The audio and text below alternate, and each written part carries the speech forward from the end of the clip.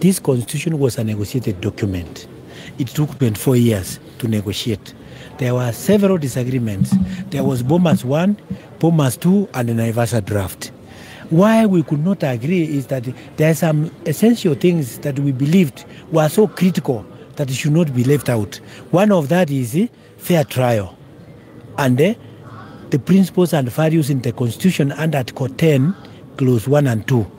So those principles includes patriotism, the rule of law, democratic practice, transparency, openness, and accountability. So that if you are a state officer and you want to do something, you should be open, transparent, and accountable. Now the problem is, if police effects an arrest on suspicion of somebody having committed an offense, the presumption is that they have done a prima facie investigation. They have tangible evidence or a content which you can hold on. Then they now say, let us go and arrest. But you see, they are arresting and they have only one witness, who is a police officer, who is armed. Now they are telling us that the MAINA is likely to interfere with the witnesses. How can MAINA interfere with a witness who is a police officer, who is armed 24/7? And is the only one. And they have taken 72 hours to get one week. So they might need about 2,000 hours to get 10 more witnesses. That is the problem we have with them. Because if they had not been prepared properly, why did they arrest? Because they could have waited. So I believe that is why we have a problem with them. My learned colleague will address the issue of the political doctrine and persecution, political persecution by the state, which is coming out, manifesting itself in this process. Because they initiate a case in Nakuru, they deny trial bundles. But when they come to Nairobi, those trial bundles for Nakuru are attached as evidence to deny a bond. But we have never been given evidence in Nakuru case. So you can see they are trying to manipulate the process. So my learned colleague can respond to that other issues. Very, very briefly, my position is that Kenya is turning very fast and swiftly into becoming a police state.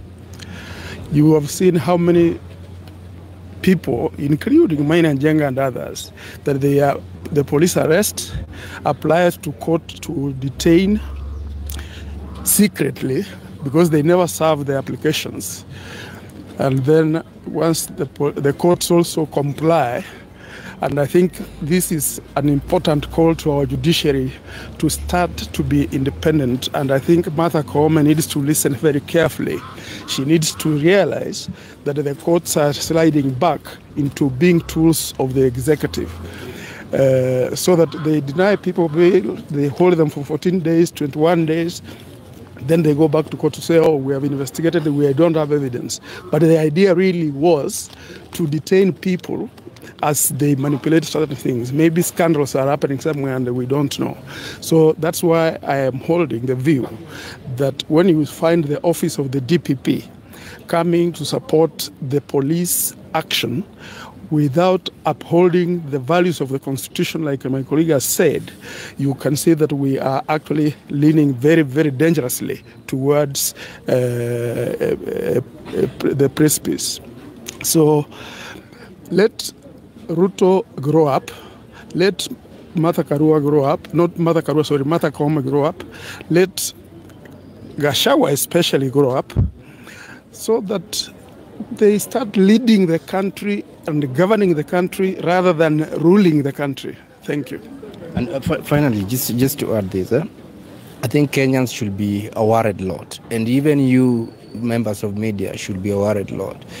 We have seen what is happening, the trend that is now, going on in this country. This government is barely 10 months in power, and this is where we are. What will happen in 3 years or 2 years to come? Who will be safe?